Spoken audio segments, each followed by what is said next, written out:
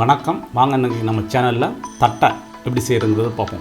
முறுக்குலேருந்து வர்றது தான் அடுத்த வகை. இது வந்து தட்டை. இதை எப்படி செய்கிறதுங்க பார்ப்போம். இது ரொம்ப நம்ம சின்ன வயசில் கடையிலெல்லாம் வாங்கியிருப்போம், பெட்டி கடையிலெல்லாம் வாங்கி சாப்பிட்ருப்போம். அதை வந்து எப்படி வீட்டில் எளிமையாக செய்கிறதுங்கிறத இப்போ பார்க்கலாம். ரொம்ப கஷ்டப்பட தேவையில்லைங்க. ரொம்ப ஒரு 10 மினிட்ஸ் போதும். வீட்டில் அரிசி மாவு இருந்தால் 10 மினிட்ஸ் போதும். அது ரொம்ப ஈஸியாக செஞ்சிடலாம். நம்ம நினைப்போம் அது ரொம்ப கஷ்டமான வேலை, அரிசியை ஊற வச்சு காய வச்சு இடித்து அதெல்லாம் செய்யணும். அதெல்லாம் எதுவுமே கிடையாதுங்க. அதோட அதை சேர்க்கணும் இதை சேர்க்கணும் எதுவுமே கிடையாது. Very simple.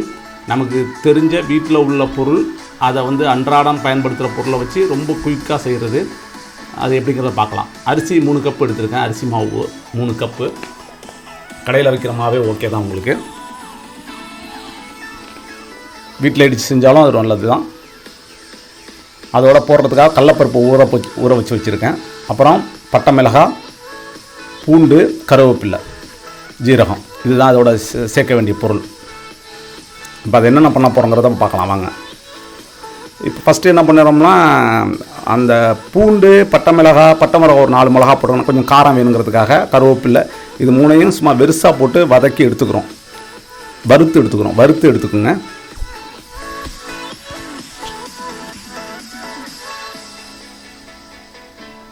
அதை மிக்சியில் அரைச்சி வச்சுக்கிறதுக்காக எடுத்து வச்சுக்குவோம் அந்தாண்ட. அதுக்கு பிறகு அதே அந்த தவாவிலேயே நம்ம என்ன பண்ணுறோம்னா, அந்த அரிசி மாவை வந்து கொஞ்சம் வதக்கிடுவோம். சூடு வர்றதுக்காக சூடு வர வச்சு நல்லா வதக்கிட்டிங்கன்னா கொஞ்சம் அப்படி அந்த குறங்கிற மாதிரிக்கு வரும் உங்களுக்கு. அதுக்காக அதை வதக்கி எடுத்துக்குவோம். இது ரெண்டும் ஆறட்டும். அதுக்கு முன்னாடி இதை அரைச்சி எடுத்துக்கலாம். அந்த வறுத்த பட்டை மிளகாய் பூண்டை நம்ம அரைச்சி எடுத்துக்க போகிறோம். இப்போ மாவில் வந்து என்னென்ன சேர்க்கலாம் பாருங்கள். அந்த கடலைப்பருப்பு ஊற வச்சோம்ல, அதை சேருங்க. கடலைப்பருப்பு இல்லைன்னா நிலக்கடலை, வேறு ஏதாவது பருப்பு வகைகள் எதாக இருந்தாலும் நீங்கள் சேர்க்கலாம். அதனால் ஊற வச்சுட்டு அதோட ஆட் பண்ணிக்கோங்க.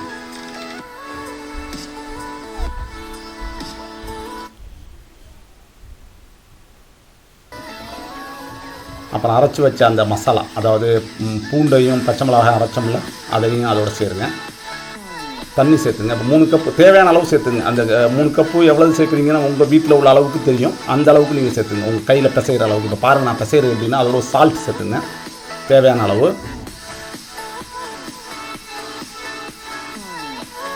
ஜீரகத்தை நல்லா நுணுக்கி போட்டுங்க. ஜீரகம் சில பேர் வேறு எள்ளு போடுவாங்க. பெருங்காயம் போட்டுங்க, வாசத்துக்கு நல்லாயிருக்கும். பெருங்காயம் போட்டு நல்லா பிசைஞ்சிருங்க. தேவையான அளவு தண்ணி சேர்த்து முறுக்குக்கு மாவு இல்லைன்னா சப்பாத்தி மாவு பிசைகிற அளவுக்கு பிசைஞ்சு எடுத்துங்க.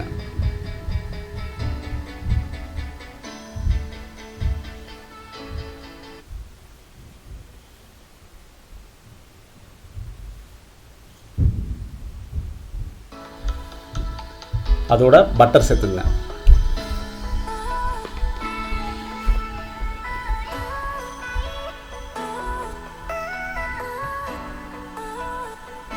நல்லா பிசைஞ்சுக்கிட்டு பாருங்கள். நல்லா பிசைஞ்சாச்சு. நம்ம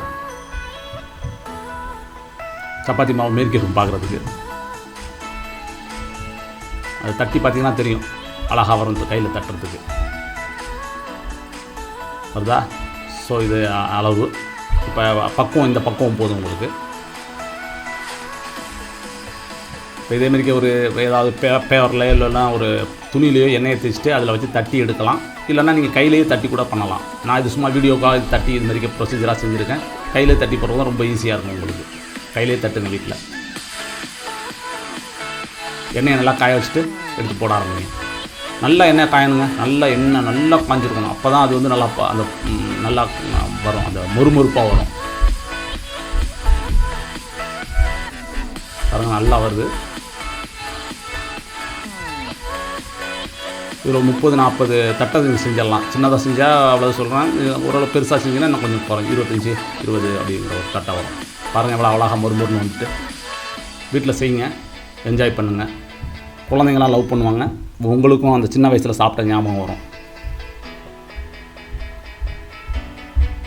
கடையில் என்ன எண்ணெயில் பொரிப்பாங்க நமக்கு தெரியாது. வீட்டிலேயே நமக்கு தெரிஞ்ச நல்ல எண்ணெய், நம்ம யூஸ் பண்ணுற எண்ணெய், ரெகுலர் ஆயிலை வச்சு நம்ம நல்லா ஃப்ரெஷ்ஷான ஆயிலை வச்சு செய்கிறோம். என்ன தட்டை சூப்பராக.